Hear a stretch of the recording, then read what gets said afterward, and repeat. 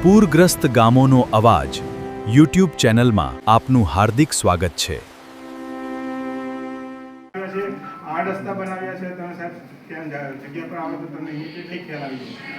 એટલે આ જે પરિસ્થિતિ છે એના લીધે અમે જોયું ઝીંગા તળાવના ટોપ સુધી પાણી જઈને બધું તૂટી ગયું। ત્યાર પછી અમારા ગામડામાંથી પાણી હટ્યું અને પછી લોકો થોડી ઘણી રિલીફ થઈ, પણ ત્યાં સુધીમાં તો જે નુકસાન થવાનું હતું તો બધું જ થઈ ગયું। માણસો સાથે ઢોરો પણ કેટલા બધા મરી ગયા।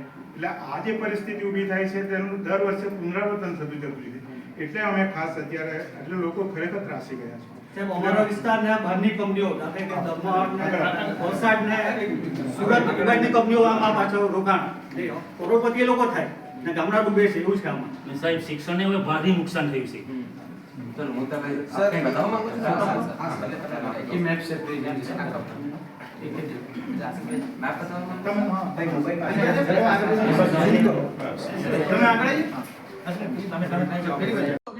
એટલે પાછું અમને સરકાર કઈ એટલા રૂપિયા આપવાના નથી। હવે ફરીથી અમારે જીવન ચાલુ કરવાનું છે સાહેબ, અને એવી રીતે જીવન ચાલુ કરવા પડે કે અમે એટલા પૈસા ભેગા કેટલા કરીએ છીએ। અમારું ઘર એકદમ નષ્ટ થઈ ગયું કહેવાનું।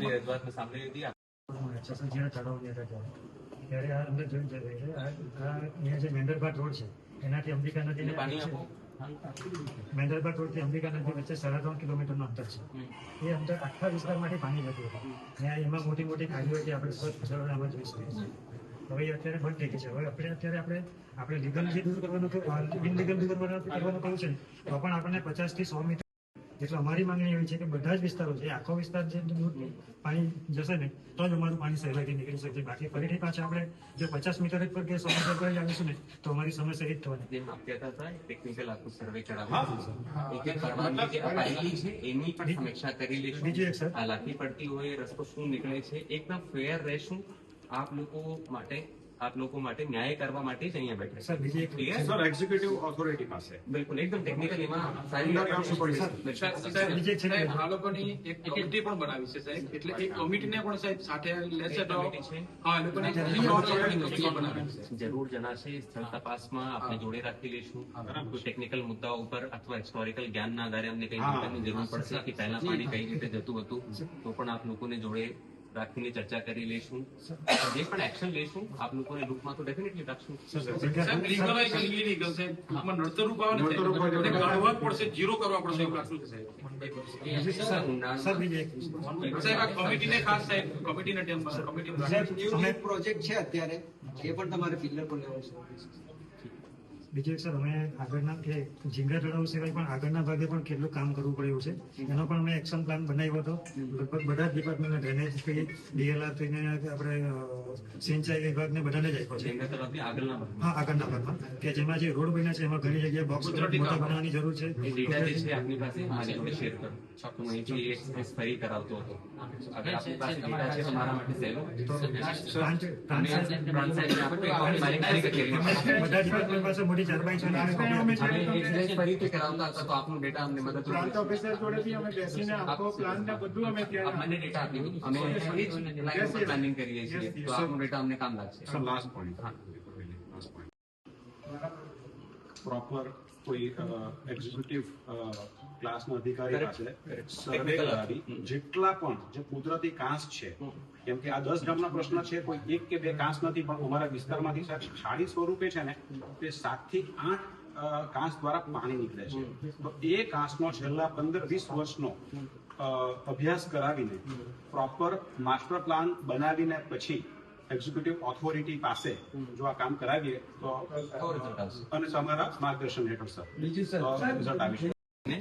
સ્થાનિક લોકોને સાથે રાખીને સર્વે કરો, એવું બિલકુલ નહીં થશે કે કોઈ 5 ટેકનિકલ માણસો આવે અને સર્વે કરીને જતા રહેશે। બીજું આશીષભાઈ જેકનેટથી બનાવ્યો હોય ને તો તે પણ જો નડતરરૂપ હોય તો હવે કોઈએ કર્યું હોય ગ્રામ લોકલ લેવલે બી જોઈ લો, એટલે હું કહું છું એમાં કોઈ ટેકનિકલ આપણને જ્ઞાનની જરૂર પડશે અને સ્થાનિક સર્વેમાં આપ લોકોને ઇનપુટ નહીં પડશે। આ રજૂઆત એટલા માટે કરવી પડે છે કે કોસ્ટલનું જયારે માર્કિંગ થયું હતું ને ત્યારે જ અમે આરએનબી વિભાગમાં આવીને ગયા હતા ને એમને રજૂઆત કરી હતી કે તમે જયારે બોક્સ કલવટ અંદર મૂકવાના હોય ને ત્યારે અમને લોકોને સાથે રાખજો અને ક્યાં કેવી જગ્યાએ બ્રિજ જોઈએ છે અથવા તો મોટા બોક્સ કલવટ એ અમને જણાવજો। પણ એમણે ત્યાં સ્થળ વિઝિટ નહીં કરી અને જ્યાં પણ ટેકનિકલ એક્સપર્ટીઝ અને સ્થાનિય જ્ઞાનની જરૂર પડશે આપને ચર્ચા કરી લઈશું. બધાને સાથે રાખીને ચાલવાનું એકદમ ક્લેરિટી છે. તમે તાત્કાલિક કાર્યવાહી કરશો અમને વિશ્વાસ છે. કેમ જો રૂપિયો એ 3 નદીઓ અહીંયા ભેગી થાય ત્યાંથી આવીને એક જ નદી થઈ જાય છે. હવે કેવું છે, પૂરના સમયે જ્યારે હાઈ ફ્લડ લેવલ આવે છે, વધારે પડતો વરસાદનું પાણી આવે છે, ત્યારે અંબિકાના પાણીઓ જે છે આ કાવેરી ખરેલાના કારણે રોકાવાના કારણે અંબિકા ગામડામાં અંદર આવે છે. તે પણ અહીંયા સુધી આગળ જે કોસરી ગામ છે ત્યાં સુધી નદી સાંકડી છે, એટલે કાવેરી અને ખરેલા આ બંનેના પાણી પણ હાઈટ પકડે છે. એ પણ અહીંયાથી જે ગામના જે કુદરતી કાળાઓ જે પાણી નીકળવાના જે અંબિકા નદીને મળે છે એ કાળાઓ પણ હાઉસફુલ થઈને એમાંથી પણ પાણી અંદર ગામની સાથે જાય છે. પહેલાંના સમયમાં કેવું, આ જે વિસ્તાર છે આ આખો ઝીંગા તળાવથી ભરેલો છે. પહેલાંના સમયમાં કેવું હતું કે આ જે ગામમાં જે પાણી આવે છે દેવઢા ભાટા રહીને તે પછી અમારું જે આ અંબિકામાંથી જે કાળાઓમાંથી જે અંદર જાય છે એ પાણી નીકળવા માટે સીધું આ ઝીંગા તળાવની વચ્ચેથી ખાડીઓ હતી, એ ખાડીઓ થઈને આ સીધું બહાર દરિયાને મળતું હતું. હાલમાં કેવું થઈ ગયું છે, આ બધા ઝીંગા તળાવો એટલા બધા અવરોધ થઈ ગયા છે, એમાં જે આપણે સરકારશ્રીએ પણ અંદર એ કરેલી હતી 50 મીટરની જે કોઈ જગ્યાએ 30 મીટર એવી કેનાલો મૂકેલી છે, પણ એ કોઈ જગ્યાએ કેનાલ અત્યારે હાલમાં આપણે જોવા જઈએ તો 10 મીટરથી બહાર. So, 146 જેટલા નોટિસ ગઈકાલ સુધી અપાઈ ગયા છે. આપને ખ્યાલ જ હશે, નોલેજમાં આવ્યું હશે અત્યારે એવું ફીડબેક મળ્યું છે કે ત્યાં જવું એક્સેસિબલ નથી, મશીનરી જઈ શકે એવી પરિસ્થિતિ જ નથી. ડેફિનેટલી આપ અહીંયા નહીં પણ આવ્યા હો, આ ઇસ્યુ મારા ધ્યાનમાં છે, ઓલરેડી પ્રાયોરિટીનો વિષય છે. એક પણ ગેરકાયદેસર ઝીંગા તળાવ બિલકુલ નહીં ચલાવશો.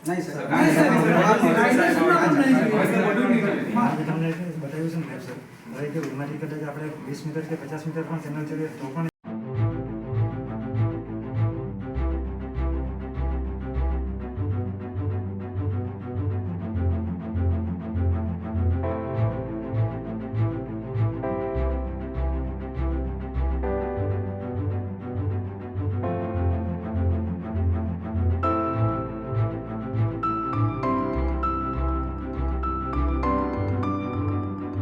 આ પૂરગ્રસ્ત લોકોની વ્યથા અને ના પ્રશ્નો છે.